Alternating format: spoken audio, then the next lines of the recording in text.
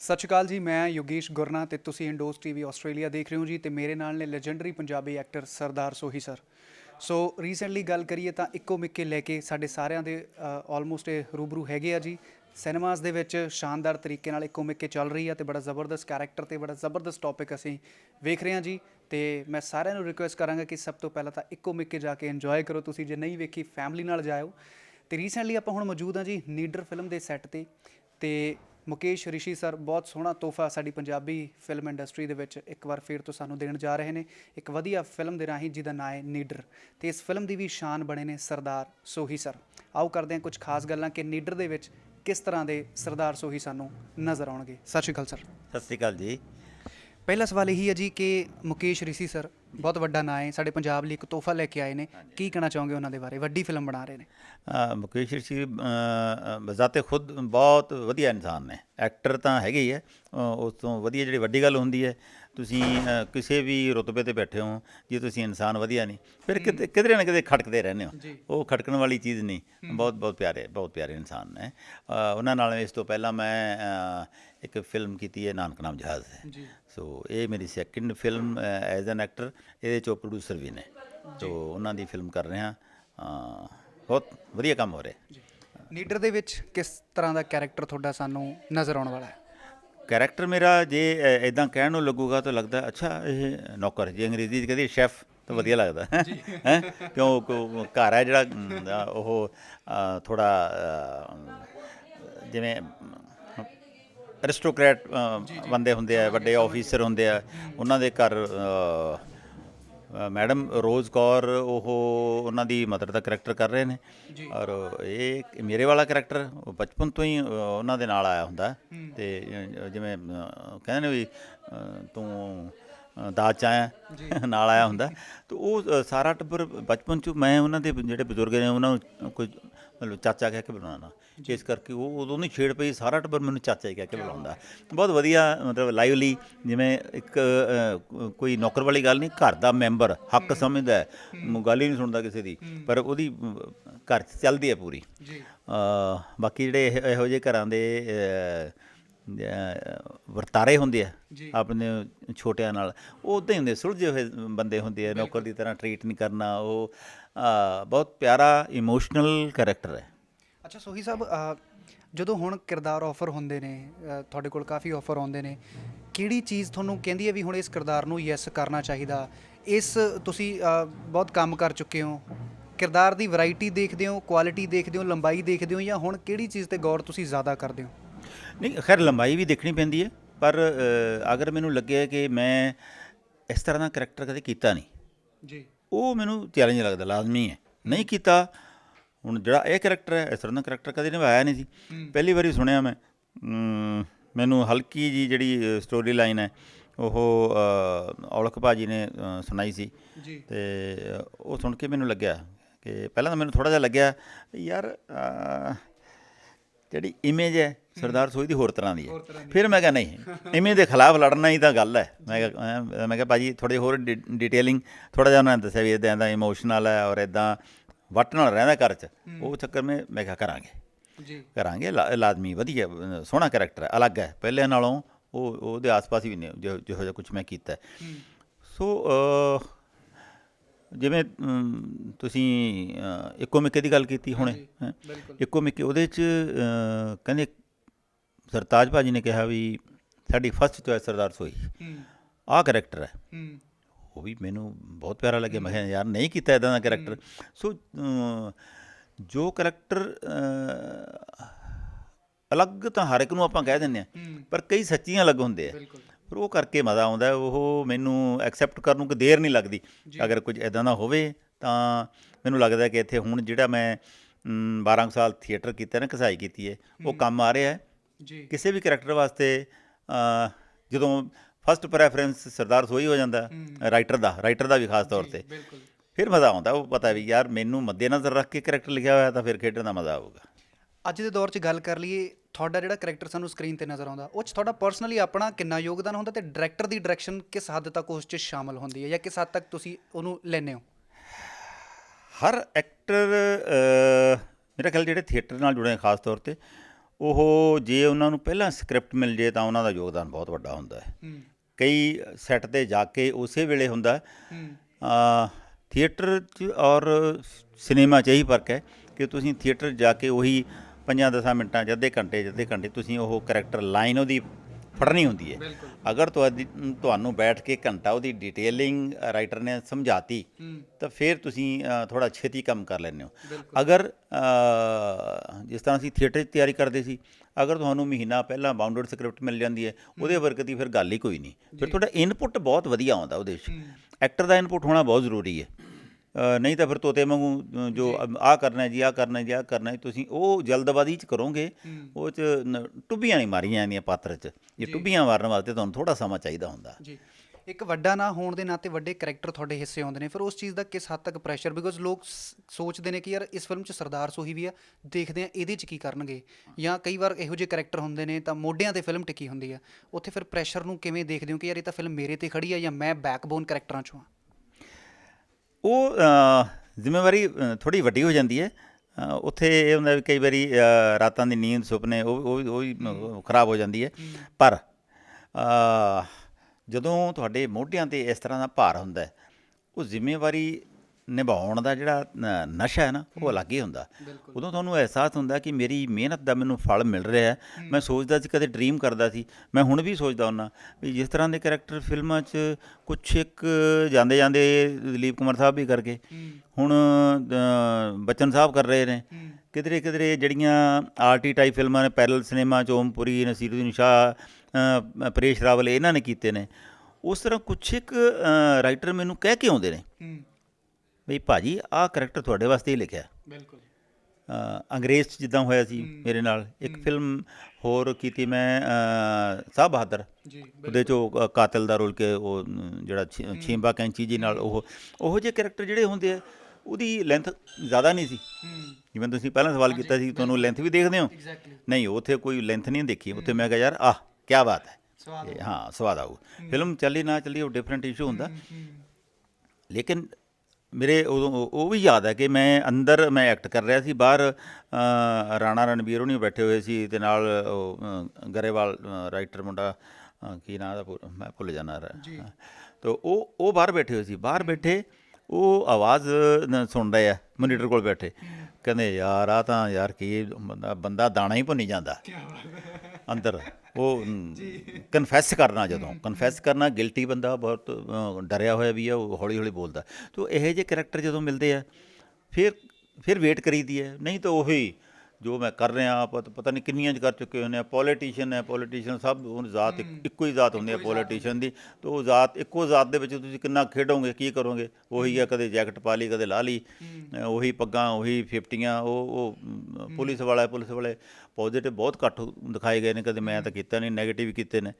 ਤਾਂ ਉਹ ਇਹੋ ਜਿਹੇ ਕਰੈਕਟਰ ਜਿਹੜੇ ਹੁੰਦੇ ਆ, ਉਹ ਰੈਡੀਮੇਡ ਜਿਹੇ ਹੁੰਦੇ ਆ। ਉਹ ਐਂ ਹੁੰਦਾ ਵੀ ਹਾਂ ਵੀ ਸੋਚ ਦਾ ਆਹ ਅੰਦਾਜ਼ ਹੈ, ਉਹੋ ਜਿਹੇ ਖੇਡਣਾ। ਪਰ ਜਦੋਂ ਕੋਈ ਇਹੋ ਜਿਹੇ ਕਰੈਕਟਰ ਅਲੱਗ, ਉਹ ਫਿਰ ਹੁੰਦਾ ਹੁਣ ਯਾਰ ਬੈਠੋ ਇਹਦੇ 'ਤੇ ਥੋੜ੍ਹਾ ਜਿਹਾ ਹੋਮ ਵਰਕ ਕਰਕੇ ਜਾਓ ਸੈੱਟ 'ਤੇ, ਉਹ ਫਿਰ ਮਜ਼ਾ। ਕੋਈ ਇਹੋ ਜਿਹਾ ਕਰੈਕਟਰ ਸੋਹੀ ਸਾਹਿਬ ਪੈਂਡਿੰਗ ਹੈ ਜਿਹੜਾ ਤੁਹਾਨੂੰ ਲੱਗਦਾ ਵੀ ਯਾਰ ਜੇ ਆਹ ਕਰੈਕਟਰ ਸਰਦਾਰ ਸੋਹੀ ਨੂੰ ਕਿਸੇ ਨੇ ਆਫਰ ਕਰਤਾ ਤੇ ਵਾਕਈ ਯਾਰ ਇਹਦੇ 'ਤੇ ਮਿਹਨਤ ਲਾ ਕੇ ਸਰਦਾਰ ਸੋਹੀ ਨੂੰ ਕੈਮਰੇ ਦੇ ਸਾਹਮਣੇ ਹੁਣ ਵੀ ਜਾਣਾ ਪਊਗਾ, ਜੇ ਕੁਛ ਇੱਦਾਂ ਦਾ ਮਿਲ ਗਿਆ ਤਾਂ ਉਹ ਕੁਛ ਹੈ, ਕੋਈ ਆਈਡੀਆ?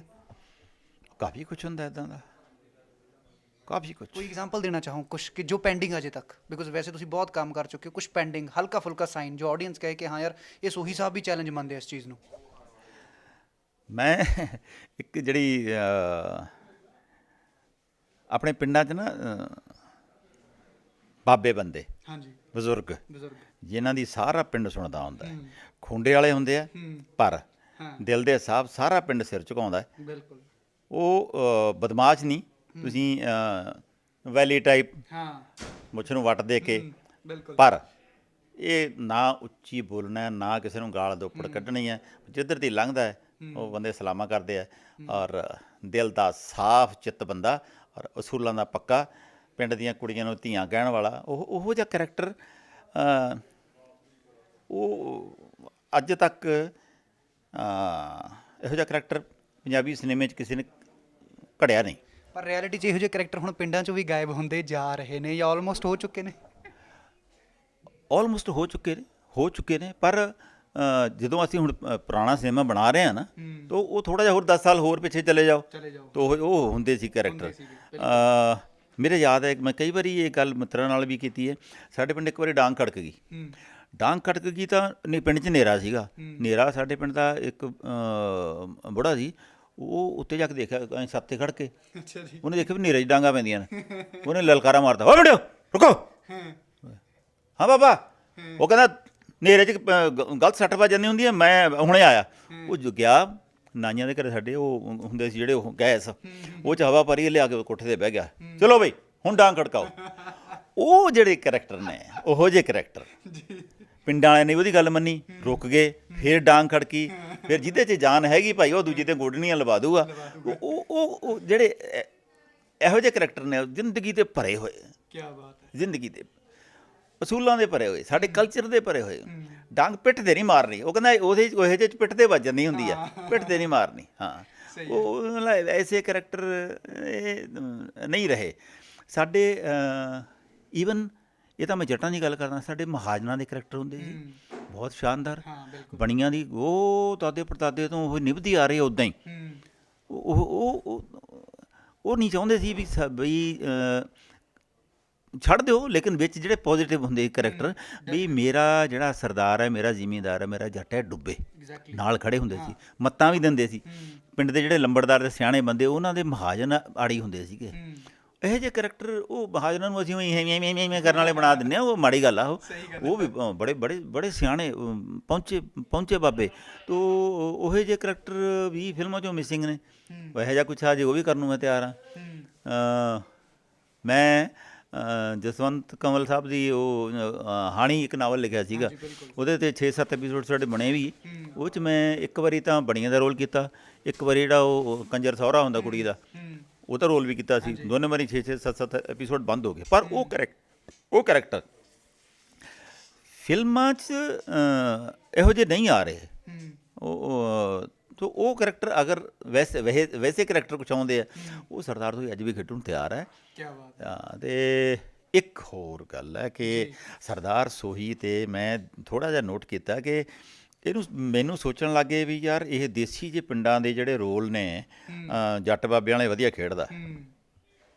ਕਦੇ ਸਫਿਸਟੀਕੇਟਡ ਕਰੈਕਟਰ ਦਾ ਦੇ ਕੇ ਤਾਂ ਦੇਖੋ ਕਦੇ, ਹੈਂ ਉੱਥੇ ਕਿਵੇਂ ਖੇਡਦਾ। ਮੇਰੀ ਹਾਰਡ ਲੱਕ ਕਿ ਇੱਕ ਫਿਲਮ ਕੀਤੀ ਸੀ ਮੈਂ, ਲੱਗਦਾ ਇਸ਼ਕ ਹੋ ਗਿਆ।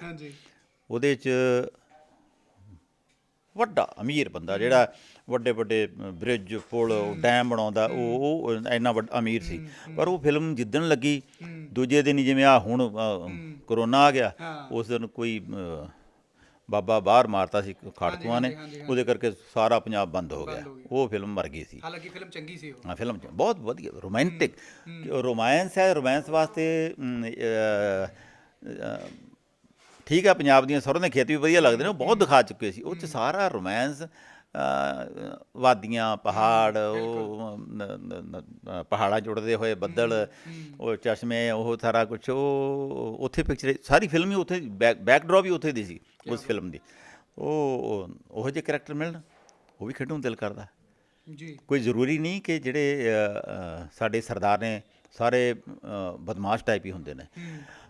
ਵਧੀਆ ਸਿਆਣਾ ਸਰਦਾਰ, ਰੱਜੇ ਪੁੱਜੀ ਫੈਮਿਲੀ ਦਾ ਕੋਈ ਆਫੀਸਰ ਵੀ ਹੋ ਸਕਦਾ। ਬਿਲਕੁਲ। ਆਪਣੇ 3-4 ਫੋਰਸਿਸ ਨੇ, ਕੋਈ ਫੌਜੀ ਕਿਸੇ ਵੀ ਉਹਦਾ ਨੇਵੀ ਦਾ ਵੀ ਹੋ ਸਕਦਾ, ਏਅਰ ਫੋਰਸ ਦਾ ਵੀ ਹੋ ਸਕਦਾ, ਇਹ ਹੋ ਸਕਦਾ।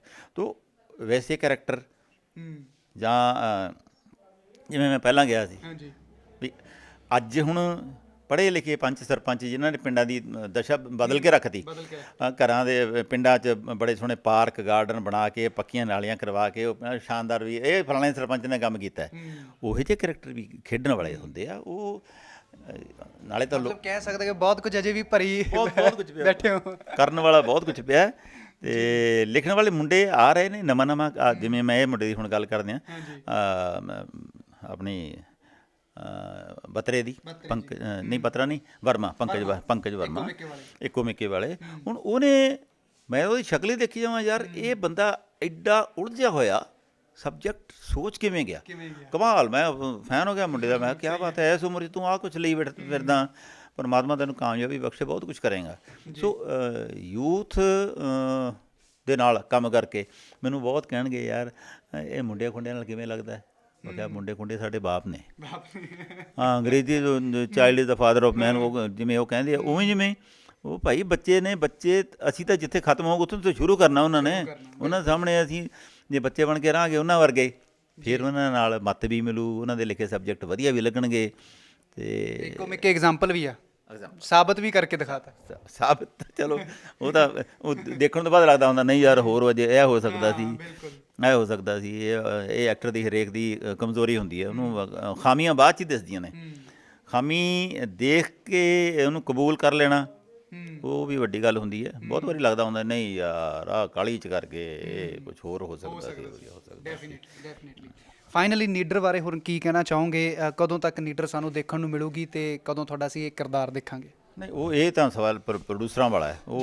ਹਾਂ, ਪ੍ਰੋਡਿਊਸਰ ਜਵਾਬ ਦਿੰਦੇ ਨੇ ਵੀ ਲੱਗੂ ਕਦੋਂ ਹੈ, ਰਿਲੀਜ਼ ਕਦੋਂ ਹੋ। ਮੈਂ ਅਜੇ ਇਹਦੇ ਬਾਰੇ ਸੁਣਿਆ ਵੀ ਨਹੀਂ ਵੀ ਕੋਈ ਕੀ ਬਣਾਇਆ, ਕਦੋਂ ਰਿਲੀਜ਼ ਹੋ ਰਹੀ ਹੈ। ਪਰ ਮੁਕੇਸ਼ ਰਿਸ਼ੀ ਬਹੁਤ ਹੰਢੇ ਹੋਏ ਬੰਦੇ ਬਾਲੀਵੁੱਡ ਦੇ, ਉਹਨਾਂ ਨੂੰ ਬਹੁਤ ਨੌਲੇਜ ਆ। ਨਾਲ ਰਤਨ ਔਲਖ ਭਾਜੀ ਨੇ, ਉਹਨਾਂ ਨੇ ਬਹੁਤ ਕੁਝ ਕੀਤਾ। ਦਾਰਾ ਸਟੂਡੀਓ ਦੁਬਾਰਾ ਤੋਂ ਰਿਵਾਈਵ ਹੋ ਗਿਆ ਉਹਨਾਂ ਦੇ ਇੱਥੇ ਪੰਜਾਬ 'ਚ ਆਉਣ ਨਾਲ। ਉਹ ਸਿਆਣੇ ਬੰਦੇ ਨੇ, ਉਹ ਰਿਲੀਜ਼ ਵਗੈਰਾ ਸਾਰਾ ਕੁਛ ਉਹ ਹੀ ਚਾਕ ਆਊਟ ਕਰਨਗੇ। ਬਾਕੀ ਮੈਨੂੰ ਇਹ ਹੈ ਕਿ ਐਜ਼ ਐਨ ਐਕਟਰ ਜੋ ਮੈਂ ਕਰ ਰਿਹਾ ਮੈਨੂੰ ਬਹੁਤ ਵਧੀਆ ਰੋਲ ਲੱਗਿਆ। ਔਰ ਸੈੱਟ 'ਤੇ ਇੰਨੀ ਘਰੇਲੂ ਜਿਹਾ ਮਾਹੌਲ ਕਮਾਲ ਦਾ ਕਦੇ ਲੱਗਿਆ ਹੀ ਨਹੀਂ ਯਾਰ। ਮੈਂ ਜਿਹੜੇ ਅਮਿਤਾਭ ਬੱਚਨ ਸਾਹਿਬ ਨਾਲ, ਆਮਿਰ ਖਾਨ ਨਾਲ ਫਿਲਮਾਂ ਕੀਤੀਆਂ ਹੋਣ, ਉਹ ਬੰਦਾ ਇੰਨਾ ਡਾਊਨ ਟੂ ਅਰਥ, ਇੰਨਾ ਪੋਲਾਈਟ, ਹੰਬਲ, ਕਮਾਲ। ਇਹ ਬਹੁਤ ਸੋਹਣਾ ਐਕਸਪੀਰੀਅੰਸ, ਵਧੀਆ ਐਕਸਪੀਰੀਅੰਸ ਹੈ ਜੀ। ਬਿਲਕੁਲ। ਤੇ ਨਾਲ ਦੀ ਨਾਲ ਮੈਂ ਵੀ ਕਹੂੰਗਾ ਕਿ ਸਾਡੀ ਪੰਜਾਬੀ ਇੰਡਸਟਰੀ ਲਈ ਉਹ ਇੰਨਾ ਕਰ ਰਹੇ ਨੇ, ਇੱਕ ਵੱਡੀ ਫਿਲਮ ਸਾਡੀ ਪੰਜਾਬੀ ਫਿਲਮ ਇੰਡਸਟਰੀ ਦੇ ਆਪਣੇ ਬੇਟੇ ਨੂੰ ਲਾਂਚ ਕਰ ਰਹੇ ਨੇ। ਰਾਘਵ ਰਿਸ਼ੀ ਉਹਨਾਂ ਦੇ ਬੇਟੇ ਇਸ ਫਿਲਮ ਦੇ ਲੀਡ ਹੀਰੋ ਨੇ। ਤੇ ਸੋਹੀ ਸਾਹਿਬ ਤੇ ਸਾਡੇ ਬਹੁਤ ਹੀ ਵਧੀਆ ਐਕਟਰ ਮਲਕੀਤ ਰੌਣੀ ਜੀ ਤੇ ਹੋਰ ਵੀ ਪੰਜਾਬੀ ਦੇ ਸ਼ਾਨਦਾਰ ਐਕਟਰ ਇਸ ਫਿਲਮ ਦਾ ਹਿੱਸਾ ਨੇ। ਸੋ ਉਹਨਾਂ ਨਾਲ ਵੀ ਆਪਾਂ ਗੱਲਬਾਤ ਕਰਨੀ ਹੈ। ਤੁਸੀਂ ਜੁੜੇ ਰਹਿਣਾ ਇੰਡੋਜ਼ TV ਆਸਟ੍ਰੇਲੀਆ ਦੇ ਨਾਲ।